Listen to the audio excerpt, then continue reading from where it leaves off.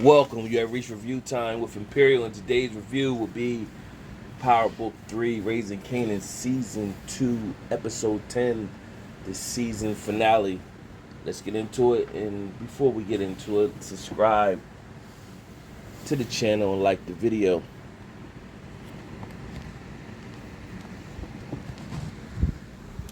So this episode, a lot took place.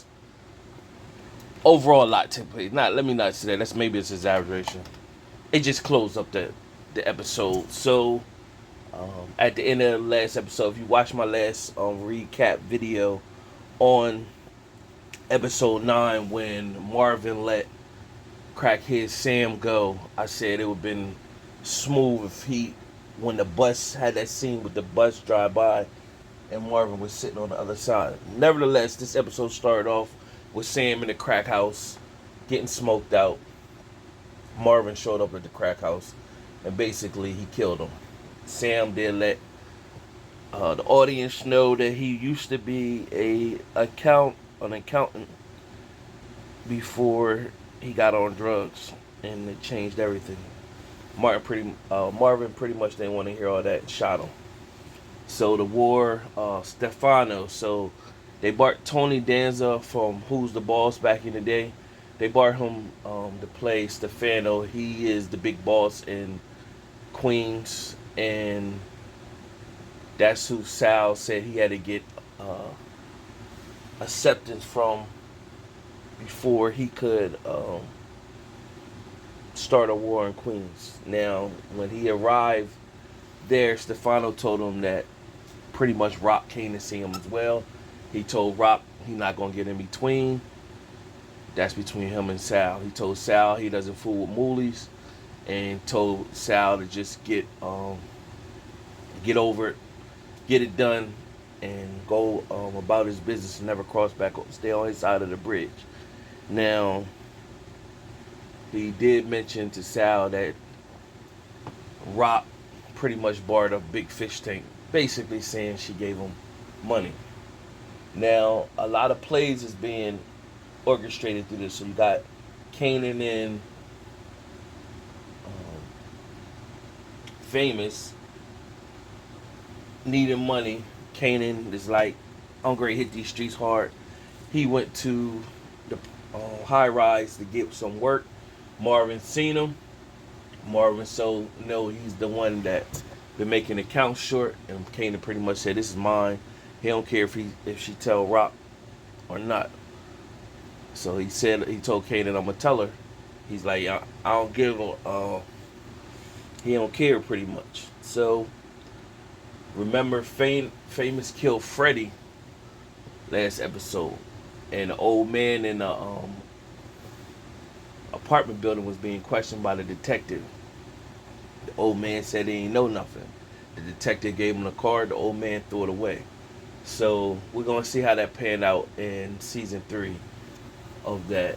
If the old man gonna try to blackmail, or he gonna see Famous somewhere and hear the name, and then that's what's gonna spark his memory.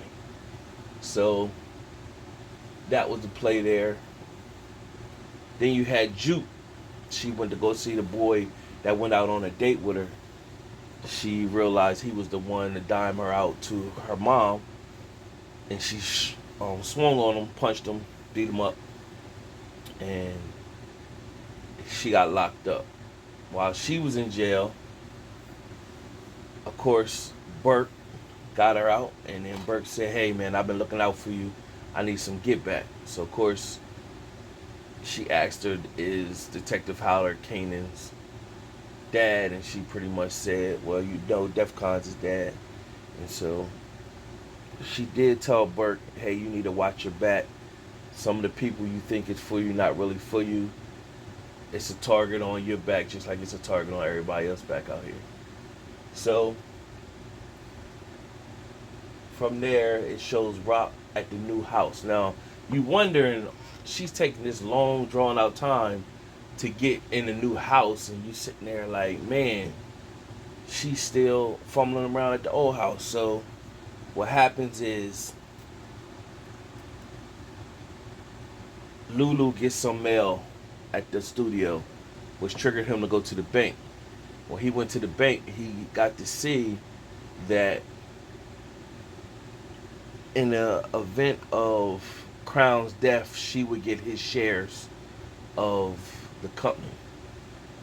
And so he was upset. So it showed him frustrated and leaving. Now there was a scene that Marvin and Lou went in Jersey and they put a hit on the Italians. They were sitting outside of a club. So they put a hit. They got a few men, but not a lot. So a lot of dialogue was going on. So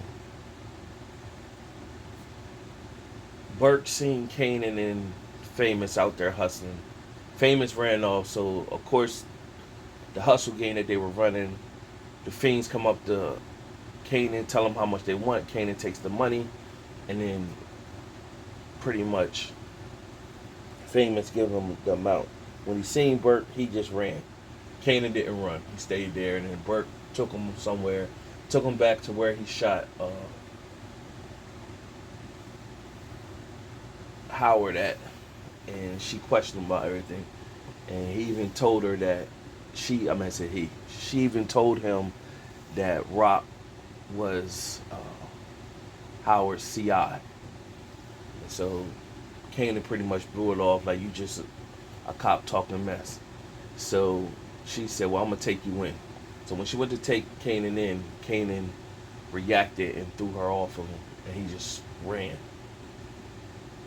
So from there, you had Rock meet up with Unique in that diner, and she pretty much telling Unique, once this all is over, she's gonna go worldwide, and he could get in on it. And he pretty much told her, like, me and Warrell, we think about getting into something else. I'm not looking forward to being underneath you or whatever. So she's like, you practically already underneath me now, you know? But he said, yeah, well, that ain't gonna be forever. So he asked Rock, did she ever look at him in an intimate way? And she pretty much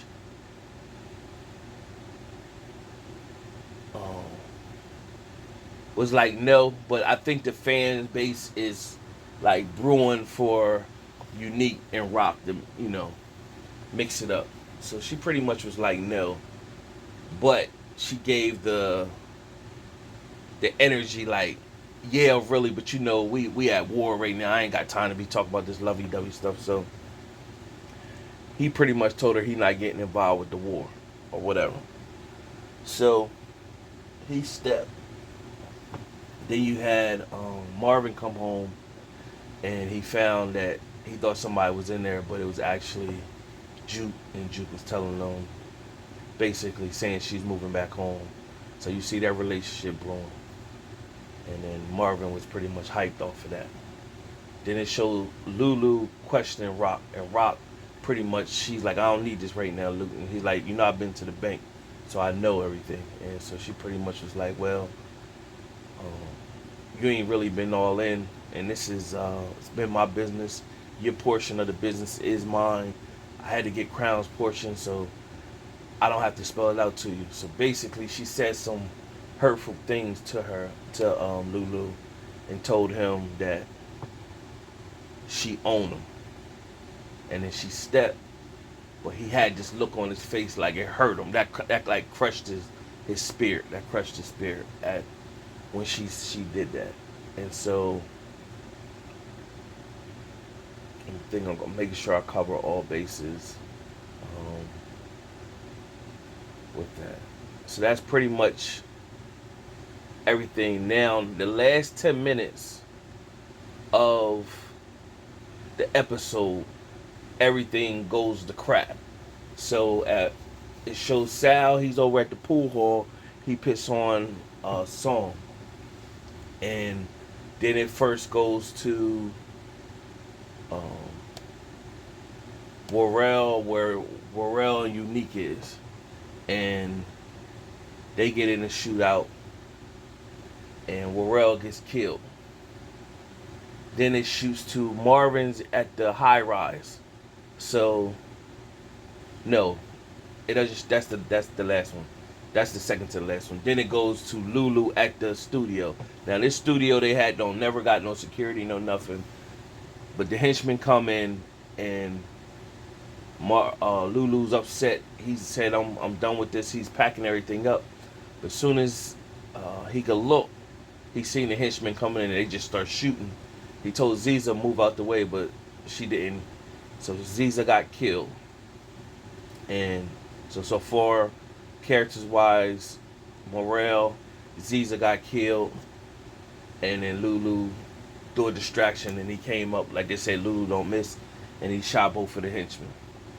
So that was his scene. Then it went to, like I said, the high rise with Marvin.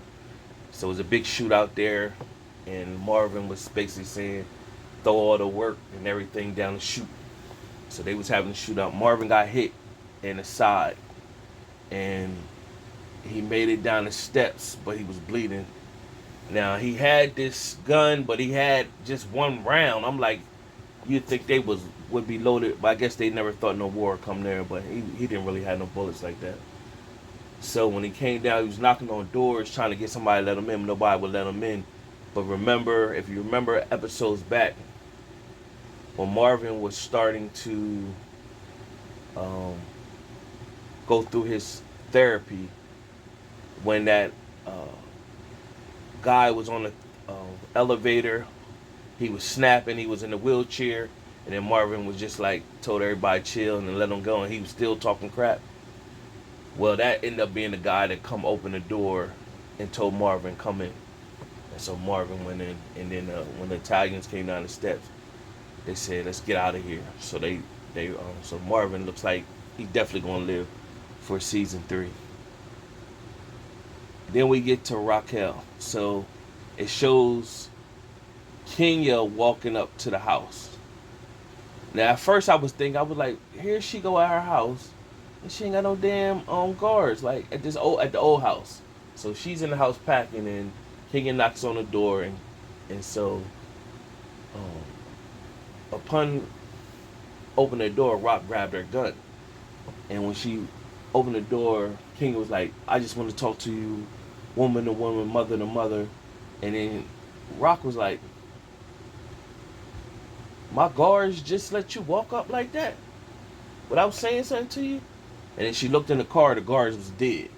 And so when she looked, she seen the Italians shooting up. And she told Kenya get down, but Kenya basically ran up and she got shot and killed. So when we thought maybe Juke or somebody was going to end up killing Kenya, Kenya got killed by the Italians. So you got, so far character-wise, Morel, Ziza, and Kenya off the map. Now, Rock was getting ready, looked like, well, you would think she was going to run out the back door or something like that. She was just ready for her demise, and all she got is a pistol. So they made Rock character too hard, like come on, like. And they have Raquel in no type war get up or nothing, like unprepared, no bulletproof vest, nothing. She's styling, profiling, looked like a beauty queen the whole episode. So she just stood firm with her pistol as the henchmen come running in. Now they come running in. She was able to shoot the first one right out the gates, and the second one came in shooting, shot her in the shoulder, her gun dropped. So he gets over and stands over top of her, and she pretty much said, well, do what you came to do. So you know they had to give her some dope lines to say or whatever. And then you hear a shot go off, and then the henchman drop, and then it's Unique. So that was like a boss moment. And he walked over, so now you thinking this is his chance to get Rock out of here, because they could always say it was the Italians. But he put his gun to the side, put his hand out for her to help her up, and he said South Side. So that was like a boss move, you know. And even after all that, she, tried to get him hemmed up. He still, stayed true. So he's a dope character. He's a fan. A lot of people. He got a strong fan base, so they're gonna keep him around. At that same time, Kanan had went and told Howard what happened. Howard said, "We got to get a plan together. We need to talk to your mom. We got to get our story before Bert blow this up." So they headed over to the house, and they pulled up, and Rock Unique was coming out, and Rock walking out. So they met up right there. You got 50 Cent narrating. Now, a part that I left, forgot to mention, Tremont, this was like mid-episode. I forgot this part. Remember, Rock got rid of Cartier for Tremont and his right hand, and so they were supposed to do business. Meanwhile, we already seen Tremont was already scaling Rock, finding out who her connect was. He found out who her connect was. So what you speculated, what he goes and do. So they say, okay, we ready to do business. And they said, nah, we don't pretty much need you. They're like, what you mean we don't need you? So they gave her a stack of money and said, yeah, that's for Cartier. But so Marvin already knew. Well, they got to connect themselves. So now she's pissed. So she goes see Joaquin. And when she there, Juliana's looking like a boss. And Rock was pretty much saying, like, this ain't how we do business, Joaquin. What's going on? And so Juliana pretty much was like, I don't want to make the play. And so Rock was like, she's still mad because of the Unique situation. And so Joaquin was pretty much saying, I trust her judgment. And so Rock was pretty much like, this ain't over. And so Marvin was like, we need to get out of here before things get said that make matters worse. So after she left, Joaquin said, she's dangerous. And Juliana said, so am I. Now, it's just weird that they're going to make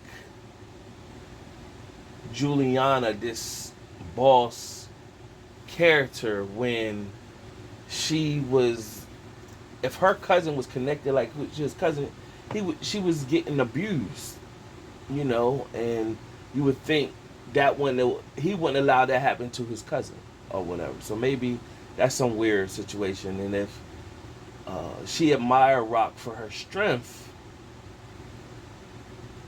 but if she was so dangerous, why didn't she handle her own situation? So that's the part, I don't know. I guess they're gonna write that in next season to see how that all plays out. But that's just weird that they're gonna make her character become like this queen pin type character now that Rock did the dirty work for it, and now she got the strength. So we'll see how that's gonna play out. But they were basically saying they're gonna get a new connect. And of course, Tremont and them, they're gonna get that business down DC, so they're gonna get Tremont and them out of here. So that's gonna be in season 3. Overall, it seemed like they rushed everything in just one episode, and this whole season has been about character development and a lot of storytelling.